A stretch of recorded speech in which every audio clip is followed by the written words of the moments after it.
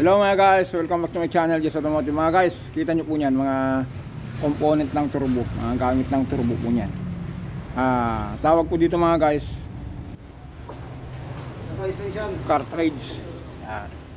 Gagawin natin guys, ito po kasi, kung kasi nyo po, tatlong scoop. Isa, dalawa, tatlo. Yung pangatlo hindi pa natin nakalas kasi sabi ko dun sa may-ari, sir, dali mo yung yung mga luma kasi pagpilian ko kung ano yung pagpilian ko kung ano po yung maganda po doon. Katulad nito mga guys, ito po kasi may may tama. Dito po kasi yan. Ito po yung yung cartridge na isasalpak natin. Kasi po tinamaan po ito. Ganyan dapat yan mga guys. Yan. Yan. Ngayon mga guys, linihan natin to. Linihan natin yan, kaya lang malaki na po yung tama niya. Ito na lang ang gagamitin natin. Itong isa, kasi walang tama po ito. Yan ang ilalagay natin dito. Kasi mga guys, kaya po tinamaan po ito dahil dito kasi nyo po yan tapos yung hot side nya, yung impeller nya o kaya yung turbine, kasi kung impeller mga guys sa tubig, ito kasi turbine sa sa hangin. Yan. Ito po tinamaan yun, naputput po nyan, tinamaan po ito. Yan, itabi na lang natin ito mga to. At assemble natin yung ito, yung cartridge. Reminder mga guys, sabi ko nga po, kung sira ang bahay, palitan ba yung buong bahay? Hindi. Kung sira ang pintuan ang gagawin. Kung sira ang bobida ang gagawin. Katulad din sa turbo mga guys. Hindi yung puro hatol na lang dyan. Kung naglinis ng EGR, sinabay yung turbo, sasabihin sira yung turbo, palitan natin. Wag naman, sayang lang at saka kawawa naman yung may-ari. sorry, excuse. Ngayon mga guys, kung mapansin nyo po, meron po tayong, ito po yung niya, galamay niya. Mapansin nyo po, lalagyan po natin ng yan, ng rubber band para po hindi iwahiwalay. Tapos, para natin may ilagay ito. Mapansin nyo po ito mga guys. Ganito po yan ito po yun. Yan. Tapos, ito dito yon.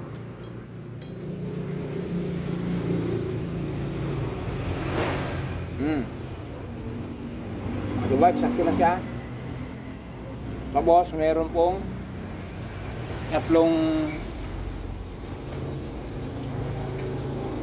roller bearing. Dito po yun, bawat isa.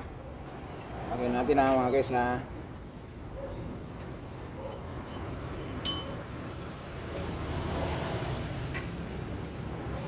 Ito po yun. Tukan natin. Parang malabo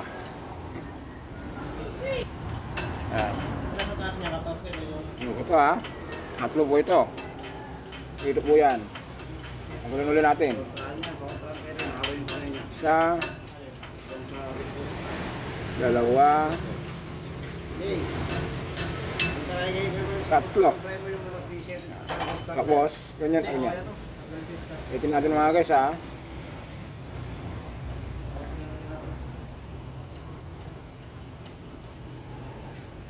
ganyan po yun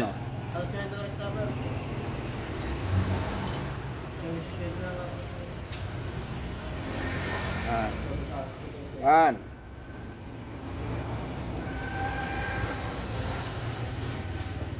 Ito po, ipakita lang natin kung paano mag-assemble ng turbo para sa mga beginner.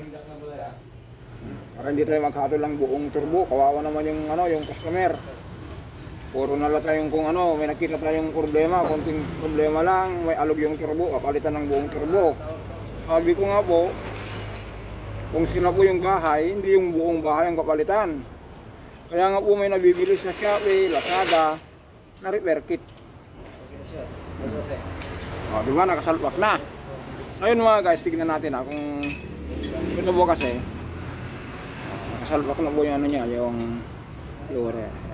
Ngayon po mga guys, ganito po yan.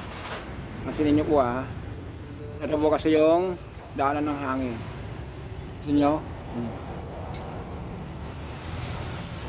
Diba? Anong sikreto ni Kuya Jess? Katapat lang po niyan, rubber band. Kasi kung wala po yung rubber band na yan, napakahirap maglagay, isa-isahin natin. Ano? Diba? Diskarte ni Kuya, ni Kuya Jess. Kasama si Kuya Kanor. Okay, mga guys. Yan lang po, pinakita natin dito, napakasimple. Ngayon po, assemble natin to. Yung sabi ko nga po, itong turbo, pabis lang po ito. Parang ano lang ito, parang nagre-repair lang ng bahay. Kung sira yung pintuan ang papalitan natin. Kung sira yung bobida ang papalitan natin. Hindi yung kabuuan na bahay o kaya turbo. Kawawa yung may-ari. Okay mga guys, tapos ito po. Ito na po yung cartridge. Ito po yung sinasabi ko kanina na nabili sa, ewan ko kung saan binili ng customer, kung Shopee o Lazada. Kaya sabi ko kay Shopee o kay Lazada, baka naman kasi po mga guys, alam nyo po, meron na bibili sa Brickmaster repair kit, meron cup kit, meron naman repair kit, meron naman Brickmaster assembly. Ganito rin yung turbo. Meron na bibili pong cartridge, salpak na lang. Meron na pong nabibiling repair kit. Ito na mga yun, itong repair kit na yan. Tapos itong ano niya, itong turbine shafting, yan po yung tinatawag minsan sa turbo repair kit. Tapos mga guys, kung balikan natin itong ito yung mga repair kit. Ito yung turbo. Halimbawa po, bumili ka ng repair kit po, may kasama ng turbine. Ito po yun, yung bushing na yan, yung kulay tanso. Yan. Ngayon mga guys, ganun lang po. Ulitin natin mga guys. Ito po, napakasimpleng gawa. Parang lang po ito, parang puzzle, Lego. Kung kaya nyo po magbuo na po ng puzzle, ganito rin po ito. Nasabi ko nga po, magdaldalan lang habang nagdadaldalan, matatapos po ito.